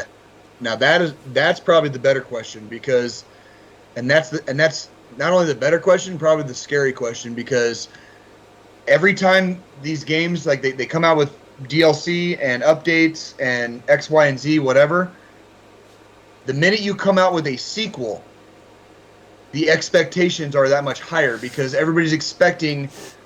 They've already had the previous game. They've had all the DLC. They've had all the updates. Yep. So when you come out with a sequel, the expectations are like way the fuck up here. When the first game came out, it was way down here, and it was only the fucking DLC and the updates. Absolutely. And playing it. And DLC brings it to a new level at times too. It always does, and that's where. If you're going to come out with a sequel, you're running a risk of abandoning your fan base, because if you don't fucking do it right, They're just going to go back to the previous game. Yep. And That's this is really what's going to happen. And this is where we get to the very interesting part, because we talk about global conglomerates, gaming companies taking your money, saying "fuck you." Are you ready for this, Jay? I don't know. Yeah, be careful. The creative. I can see where you're going with this. So yeah. So Rainbow Six Siege creative director Leroy Althanasoff explained that this is something that the studio doesn't want to pursue. He says, Siege is an evolving game. Siege is an evolving game. The Siege of the future will dramatically be different from today's Siege, to the point where we could call it Siege 2. However, as a team, we strongly believe we could bring about these changes in an incremental way within the current Siege framework. Siege 2 would mean a new game, a new environment, probably a new inventory, and maybe a new development team. We do not feel that this is what is needed for the community. We care about your investment in the game. We do not want to move to a new one. Instead, we want to protect your investment and increase its value by making your current home, which is Siege, even better. That sounds like a very, very smart man. That sounds like a very, very smart man. That's exactly all the bitching and moaning that I have done over the course of the last year of this podcast over people just absolutely like butt fucking and raping in the ass with a cactus our favorite games. Like, this guy knows what the fuck he's talking about. He's not trying to change the game that people are already playing. He's trying to make it better. That I'm actually on board with that. Within the same game. You know what I mean? And you know, and we've seen these things happen, like with GTA Online. But with GTA Online, there's a difference, because they're popping up new updates and DLC for free, but we're already at a point where there's nothing else to do. Whereas with Siege, the one thing that I liked about Siege, there's mapped special events that happen, and then the events go away, and then they come back, and then they go away. It makes you want to come back. What I also like is that they're saying, you guys just spent $70 for this game and paid $300 for all our DLC within the last 2 years. Why? You know, other companies would mostly be like, okay, well, let's cash in on this and make a new game, and blah, blah, blah. But this guy is saying we can do it within our servers, and we could update it from here without having to change anything. That's how it should have been a long time ago. Absolutely. And this is where this sounds like a guy who notices and watches trends in the gaming industry and sees over the last like decade everything that has just absolutely like nosedived and crashed and burned. How? You know, he actually listens to what the players are talking about. Listens to what the players are saying. Yeah. The people that actually play the games. You know. And that sounds good to me. And like I was just saying, this is a good opportunity for companies to get all these mashups of these games and put it together. Give me Call of Duty Forever. Give me Assassin's Creed Forever. Give me, and it works. It works. And if they really want to fucking make money, you could bundle Call of Duty. Listen to me. I know we're about to get into you in a minute, Activision, but listen to me. Come out with a box set with every single Call of Duty game you have ever came out with. I don't even care if it's remastered. It doesn't need to be. We don't even need to play it. Just the fact that we have it. Call of Duty Forever, and put it in a giant fucking what are those boxes called that you put all your inventory in? Like the black. Are you talking about a tough box? The tough box. Put it in a tough box. Put it in a tough box with a Call of Duty logo on it. Put those night vision goggles. Put it in a tough box. Put a Call of Duty logo on it and call it a day. What do you mean? You hear? Even my son's excited for it, right? Are you insane? Yes, I am. I am absolutely insane. Yeah, he is. Insane mode. All right, go. And I'm what working. does that mean? I'll tell you what insane mode is later, buddy. Don't worry. Okay. It is the mode in a video game where you never win. But you know, put it in a fucking tough box. Put the night vision goggles. Give me some Call of Duty patches. You know, Velcro patches, and there you go. Sell it for like $300, and there you go. People like me will buy that shit. You know, stop giving us shit games. Just re-release the fucking games and give us new shit to go with it. Fuck it. At this point, Right. at this fucking point. But yeah, I mean, I'm very happy to see that Leroy A is taking the initiative to say, hey, we don't need to make a sequel. The next in news, and if you guys haven't noticed, we're trying to run this quick because we had a lot of shit to go through today. Activision is in a lot of trouble, and they apparently they've been in court for the last like 2 years. This is a case that's been going on for about 2-3 years now, where the hierarchy of Activision are giving off a frat house vibe in the corporations. There is unequal pay going on, which has been proven. Which, I mean, we are already in 2021. Have we? It's 2021. We can't be doing all that bullshit. Okay. Have we not talked about this already? You know, unequal pay. It was talked about like in the 1980s. So yeah, like it's been fucking talked about. Yeah. Definitely. This is unequal pay. Why are we talking about unequal pay in this year in a multi-billion-dollar company? Okay? Right. There has been multiple sexual harassment claims that have been brought to human resources, that have been brought to the top. And nothing was done, and it was known. And this was all revealed in court documents. Unfortunately, there was even the loss of an employee due to suicide during a company trip. That ain't fucking like during like it happened on the trip. It happened on the very beginning of the company trip. Jesus Christ. Okay, there was a lot of stuff that was going on with this individual. I'm not going to go out there and taint the person. You know what was going on with their life. You know, it's not. But it's not right. It's not right. No, it is not. Absolutely. You know, for a company who, I mean, Activision just. Isn't it weird too? Because we just had the guy who played Simon Ghost Riley, who was just talking down on a female streamer, and they did something about it. But then we're seeing the bigger company now. Bigger picture. Like what you're seeing the environment that basically like influenced that behavior. Yes. Like if nobody does anything. If you got a job, if you're in the fucking military, whatever, nobody does anything unless they're comfortable in that environment. So it says a lot.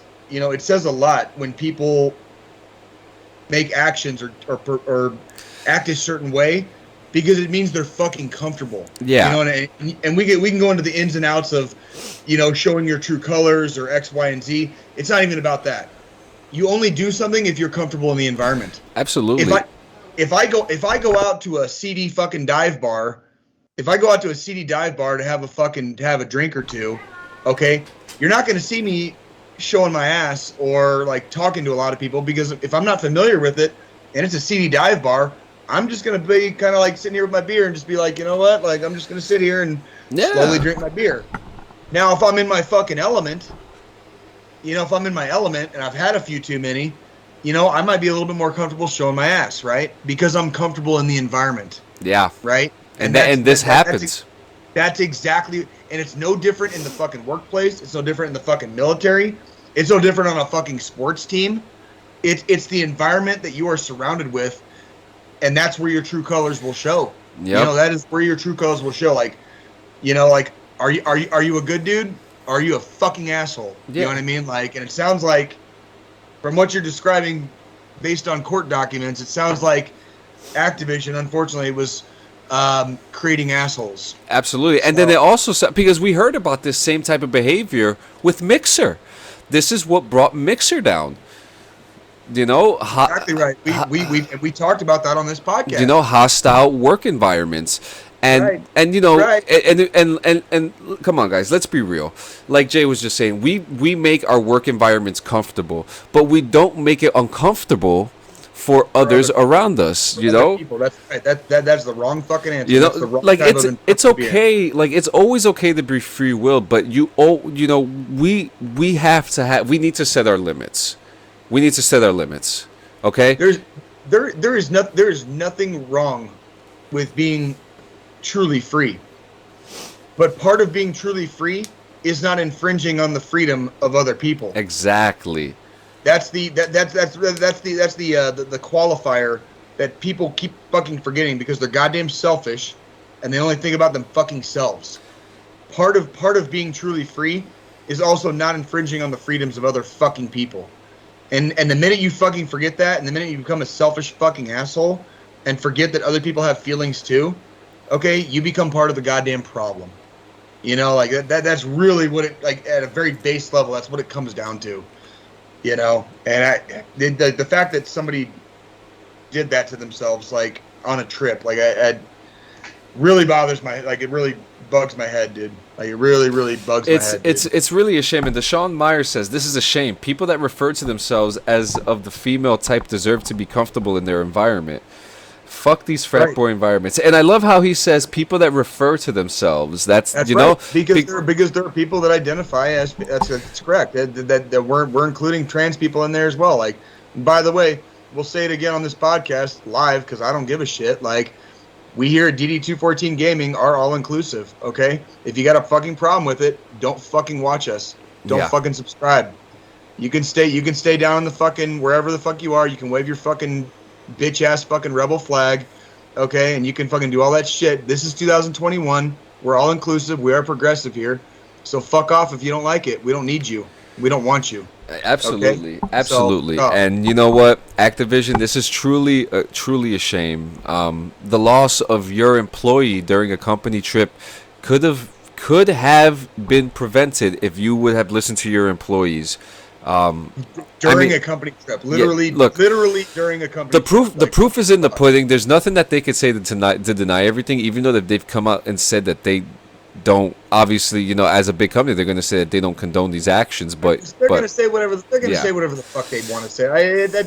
Every company in the history of fucking companies has been saying the same bullshit like ever. And they only here's the problem with that. These big fucking giant companies, they only say it after the fact. Yeah. How come they never acknowledge problems before the fucking problem? Before shit. Shit. And we're talking about lots of fucking complaints. And it's horrible that we even have to bring this news to you. And it's even worse that we're going to bring you news next about an Army Ranger at JBLM. Military news. Yeah. You know, it's always bad news. It's always bad news, but at least the next one is like kind of funny. We could laugh about. Sure.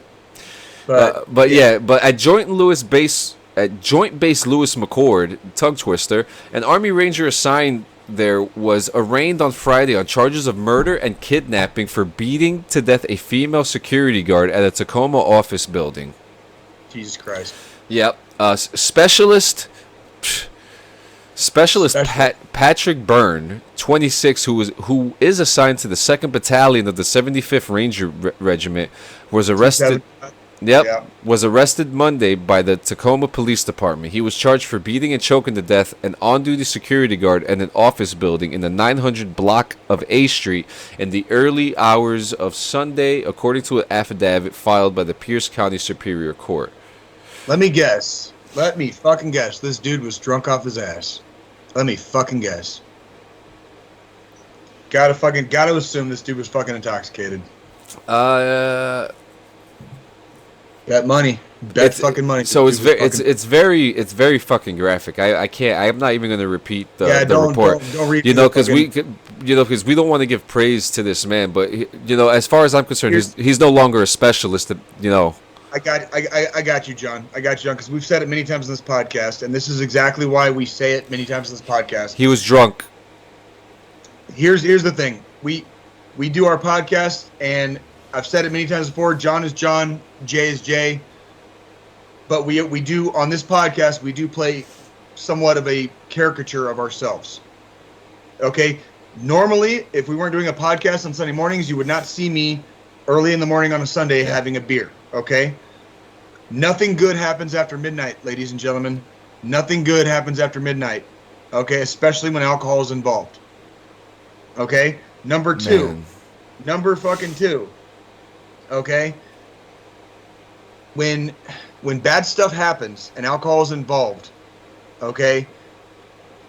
We've talked many times, you know, we talk about UFC, we talk about MMA. Fighting in real life is a lot different than fighting inside of a cage. And especially when alcohol is involved. People die in bar fights every year. You don't see a lot of it in the media because the media doesn't feel like they need to blow it up and make it a big deal. People die in bar fights every fucking year. Okay, across the country. We have a very big country. We have a giant population. We're the third most populous country in the world. Okay? This particular drug right here does not make for good decision making. Okay? Clearly in this instance, a young woman lost her life. And a young Army Ranger is going to go to fucking jail probably for the rest of his. And he lied about it. When he was found, he said that he was stabbed, but there was no stab wounds. No stab mark. So, right, you know, stop. So you have somebody you basically have somebody who got way too fucking wasted and is now besmirching the record and the honor of the Ranger Regiment of BAT. We call it BAT, like Ranger Battalion. Like, this dude is besmirching the fucking 75th Ranger Regiment by virtue of fucking his actions, fucking drunk, and trying to fucking pass it off. You know, like, no, dude, you're going to fucking jail. You're a piece of shit and you're going to fucking jail. Like, that's what you get. That's what you fucking get. Get your rank taken. Get your rank taken. You get your shit taken away. I hope that dude breaks rocks at fucking Leavenworth for fucking 10 years. Oh yeah. And then goes to a regular civilian prison. Oh, he's done after that. Like, he's not. I hope this dude never sees the fucking light of day. Nope. Like, what a shit stain. What a fucking shit stain. Absolutely. On such a proud fucking unit. What a fucking like learn to handle your fucking alcohol, dickhead. And this is why they say, bad apples. That's pretty much all it is. Yep. But one bad apple, right? It'll spoil the bunch. So. Fuck that. Yep. Fuck that guy. And now for the final gaming news. Black Rifle Coffee distances itself from extremists, including some who loved their brand. The founder and CEO of veteran-owned Black Rifle Company has received copious hate mail, social media backlash, and disparaging phone calls in the wake of a New York Times article profiling the company, which paints itself as an organization not only serving up a basic cup of joe, but with an extra shot of patriotism delivered by military veterans. Which is very, very, it sounds very accurate, business. It sounds very accurate to me. I mean, that's like... If you know your customer base, placate your customers, and they will keep buying. You know what I mean? So. Yep. And so Hafer and his colleagues hoped that the article, which ran July 14th, would give them the opportunity to distance Black Rifle Coffee from right-wing fringe groups and individuals who've adopted its merchandise as their own. Which, this happens a lot. It happens so much, especially with merchandise, because then people think that they're being endorsed or affiliated. This is why we always say, if we're talking about a Nutriment or Dunkaroos, we're not affiliated. Or as if I'm talking about Rogue Energy, which, guys, if you want 10% off your order today, use discount code DD214 Gaming on Rogue Energy. That's right. This is an affiliation. This is a sponsorship. It is. That is, and it's good stuff. Now this I can easily identify with this because in the Norse pagan religion, heathenism, the Norse pantheon of gods, right? It was recently allowed into the DoD. Like wearing the hammer of Thor as your like religious symbol, as an identifier, basically. A lot of white supremacist groups. It actually started in the prisons in the United States in the early 2000s, but a lot of white supremacist groups have co-opted symbols from the Norse pantheon, right? And so a lot of times people will see the hammer of Thor around somebody's neck, and immediately that dude's a fucking white supremacist. It's not true. It's not true, and it's a very you're already talking about a very fringe religion, and it's even more of a fringe off of that of the people, these fucking cocksuckers that want to make it a white thing, right? Whatever. Yep. That religion happens to be the religion that I use as an identifier in the army. It's like the OK sign. Yeah, and it makes me sick. It makes me sick that I used to have a hammer of Thor that I wore. I used to wear Mjolnir around my neck. Like I wore it on a couple of my deployments, and there's no racism involved in it at all. I stopped wearing it over a year ago because I did not want to be seen in public, and I didn't want anybody to get the wrong idea about me because of the co-opting by these fucking piece of shit fucking groups. That every fucking swastika. This is a worldwide symbol. It used to mean peace. It used to mean peace. There used to be an army division that had the swastika on it, and they only changed it in World War II because the Nazis co-opted that symbol. And it's shit like that that just fucking ruins everybody else's good time, right? Yeah. It's shit like that. It's shit like, and it's so fucking stupid, but it sounds like Black Rifle is having their moment, you know. They are. They are, right. And it says that the peace would be the peace was the company's chance to denounce racism, hatred, bigotry, and anti-Semitism from its brand once and for all, arguing that the vitriol never aligned with the firm's mission. And you know what? When you have such a badass, like, you know, the guy was a Green Beret, the owner, Evan Hoffer. He was a Green Beret, and you know, there's something that all morally sound soldiers understand. We are all the same. That's right. We are all the same. We're all green. We're all green. Inside That's what we say in the army. Inside the military, I mean, you still have, again, your bad apples. And you could and they stick out like a sore fucking thumb. Yeah, they usually do. They usually fucking do. But inside, there is such a strong mindset. We are all the same. Yeah. One team, one fight. Exactly. One team, fight. So I am not surprised to see Mr. Hoffer take such pride in like, you know, no, we're not about that. You know, right? Because we're put in a culture, in a way. If you think about it, we are forced to be a part of each other's culture and mix in each other's, and that's why they tell you in boot camp, do not segregate, do not stick with the same group of people. This is not what we are about. Right. You know, we are one. We are together. So you know, to see the trolls come out here and really think like, oh yeah, you know, no, fuck these guys. Like one guy said, you could taste the bigotry. Right. Do you know? That's fucking. They sell Black Rifle in fucking Walmart now. Yeah. Like they got that brand so far off the ground that like they sell that shit in like normal stores now. Like literally. Like they and good for them. And good for. I would love to see any actual like hard evidence that would point to any like legitimate like bigotry or racism or any of that shit. Like, yeah, you gotta. This there's sounds always like something. This sounds like an internet, you know, an internet fucking like you know, troll session basically. Yeah, and fucking, you know, and there's always proof. There's always a tweet. There's always something that comes out. Yep. And nothing, you know, there's nothing from Black Rifle, dude. There's nothing. Yeah, nothing from Black Rifle. I stand with Black Rifle. I stand with Black Rifle. Until I see a fucking reason not to. Until I see an actual legitimate proof in the pudding fucking reason not to. Yeah.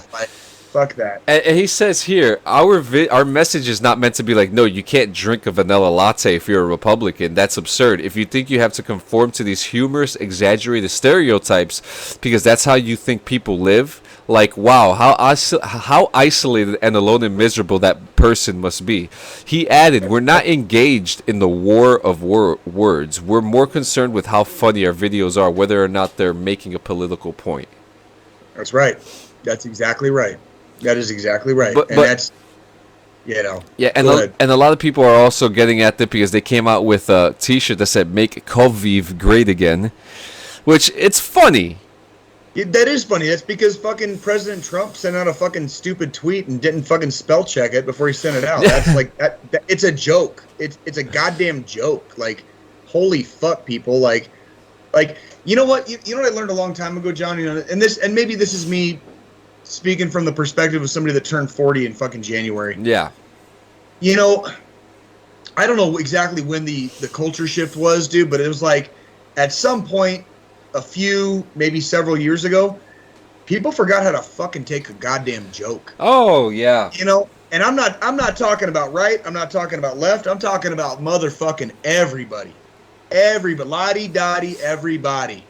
Forgot how to fucking take a goddamn joke. Like, why is everything got to be so fucking serious? I'm going to end up fucking doing my Joker impression here in a second. Like, why so serious? You know, like, you get what you fucking deserve.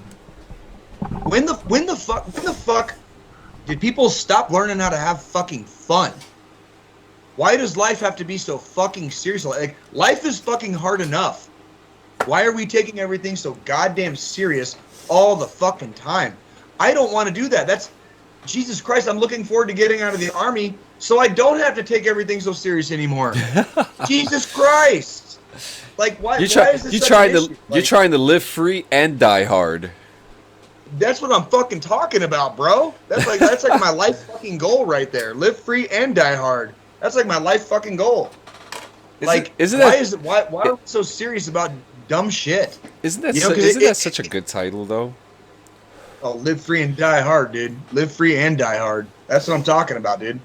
Should have been my fucking motto, fucking my last goddamn, 3 deployments, right? Yeah, oh, man. Like, but yeah, you know, Black Rifle, DD214 is on your side with this one. Fuck the trolls. Right. Yep. Shit, I think I just might go buy some today.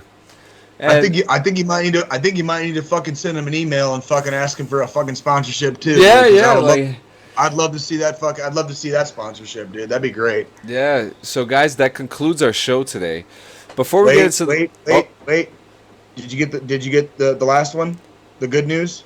We got to end on the good news. Oh, you got that. That's you. You got that's you. That's you. Right. All right. My bad. I didn't mean to interrupt you. I completely forgot. No. Thank you. All right. So currently, this is unconfirmed. But again, for the second time in this podcast, this is something that DD214 called on a previous podcast. We predicted this. All right, it is unofficially confirmed. It has not been officially announced yet, but it is unofficially confirmed. Sergeant First Class Awlyn Cash will, in fact, receive the Medal of Honor. It has been a long time coming. We've talked about it on previous shows. Much props to the man, his family. There have been congressmen and congresswomen, lobbyists have been pushing for this award to be upgraded to the Medal of Honor for over a decade.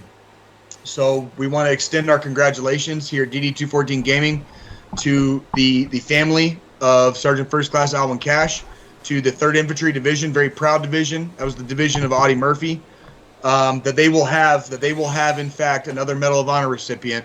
Very deserving, very, very long overdue. But it is unofficially confirmed that Sergeant First Class Awlyn Cash will in fact receive the Medal of Honor for his actions in Iraq. So we wanted to say fuck yes, and that's awesome. And if you guys, go ahead. We just wanted to end the show on a happy note, and absolutely, Sergeant Cash receiving his Medal of Honor is a very, very happy day. It's going to be a great day. It's going to be a great fucking day, and it's long overdue. Absolutely. So and if the army takes a long time sometimes, but the army will eventually get it right. Don't worry. So have faith in the system, because eventually it works. Hell yeah, and if you guys don't know, he sacrificed his life to save his comrades from a burning vehicle. He went back and forth. And an interpreter. And you And an know, interpreter. Yeah. And- And he and- fucking... and you know, as a dog-faced soldier, you know, How proud. How proud. it's fucking awesome because I if you look at some of my game stuff, if you look at like my World War II game, my emblem is the third ID. Good. Good. You should be proud to wear that fucking patch. That's fucking I am. good. I have it. I keep it close to me all the fucking time, and I mean, That's like I don't use my 4ID patch as my deployment patch right now, but that's because I always wear the one from my first deployment basically. But I know when I get out of the Army, I'm gonna forever be proud to be a member of the 4th Infantry Division, specifically 2nd Brigade, which is the most decorated brigade during GWAT. And you know, it's one of those things where like as you get older and you start moving down the road, you know, these other men and women that have done these great, amazing things, you know, during their time in, you're like, man, I was part of that. Like that was my team. You know, that was my, like we're all soldiers. We're all in the Army. But that was the team I was on. I get to say I played for the same team as this fucking badass. And for all you 3ID soldiers out there, congratulations. And for the family and friends of Awlyn Cash, you know, finally, you're all going to get the recognition for the person that you loved that did this amazing, heroic thing and sacrificed his life in the process of doing his job and going above, well above and beyond the call of duty to earn that accolade. So congratulations to the family and friends of Sergeant First Class Awlyn Cash, who should be receiving the Medal of Honor sometime soon, but unofficially it has been announced. Unofficially. oh, I wouldn't give a bean to be a fancy pants Marine. I'd rather be a dog-faced soldier like I am. I wouldn't trade my old oldies for all the Navy's dungarees, for I'm the walking pride of Uncle Sam. On Army posters that I read, it says, be all that you can, so they're tearing me down to build me over again. I'm just a dog-faced soldier with a rifle on my shoulder. I eat raw meat for breakfast every day. So feed me ammunition, keep me in the 3rd Division. A dog-faced soldier's A-okay. That's badass. You still remember that? I just remember the second part. I just read the lyrics for the first part. The second part I remember. I still sing it sometimes at work. That's fucking dope, dude. But that's you fucking, know, there's one of these days I'll have to do the Infantryman's Creed for you. Like, you know, that creed is badass. I just realized, why didn't I think of this before? Every episode starts with a cadence. That's not a bad idea. Instead of a fucking theme song, it's a cadence. Oh my god! I could sing. I could record some for you. Like, that's too easy, man. That's too easy. Oh man, wouldn't it be great to get like a whole unit to do DD214 gaming things for us?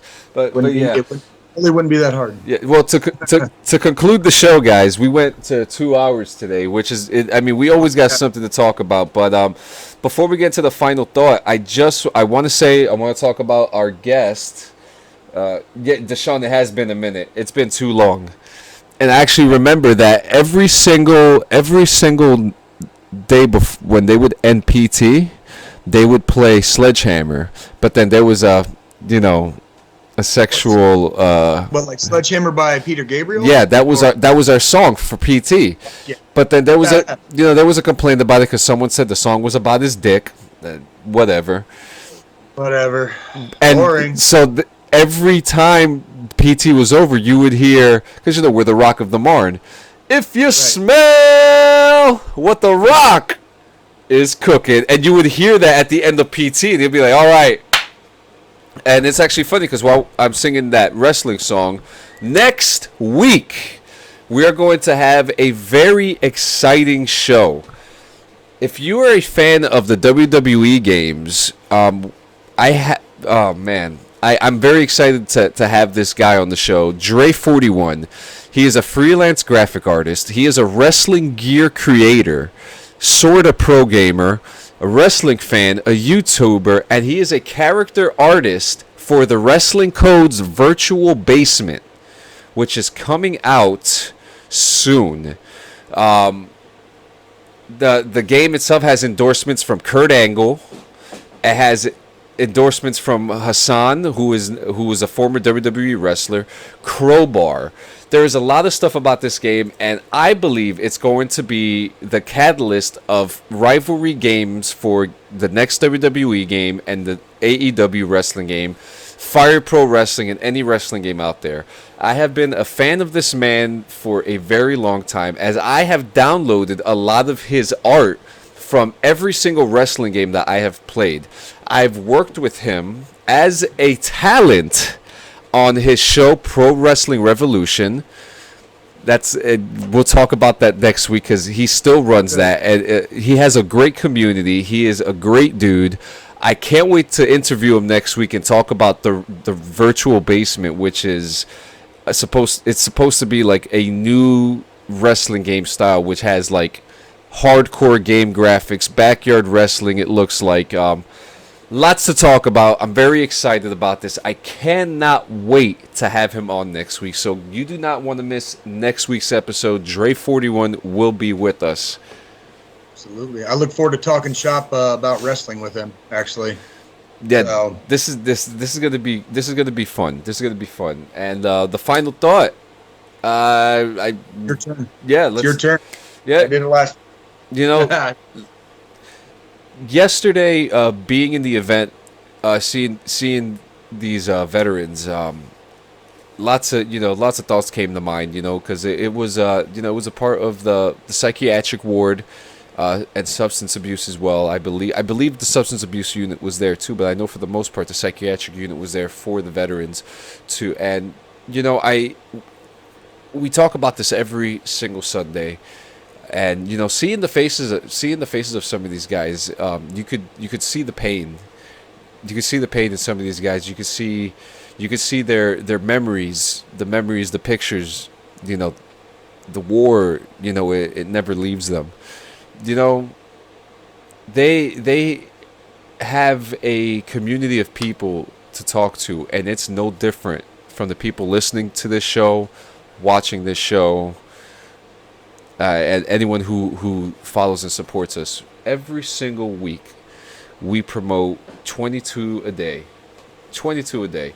So the suicide prevention hotline, like I said earlier, is 1-800-273-TALK. That's 1-800-273-8255. When you are around individuals who live in this room, it's hard to get them out of there, but it's always okay to go inside that room with them and understand what they're going through, because sometimes they don't need the advice or want the advice. They just want to talk. Sometimes you just want to talk.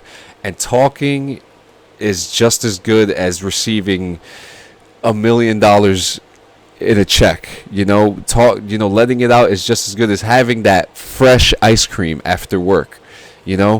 It's highly important that we are there for every single one of each other, because we are all that we have. We are literally all that we have. Guys, call each other. Answer the phone. Answer that text message, that Facebook message, the email. Answer that door for that person, even if they weren't invited, because maybe that person is there for a reason. You never know what that person is going through. You never know what that person went through. I listened to this song, and the chorus of the song goes, "We're perfect on the outside, but broken on the inside, but you don't know. We're running out of time. We're all the same." That's the line. Don't forget, guys, 22 a day. See you next week. We love you.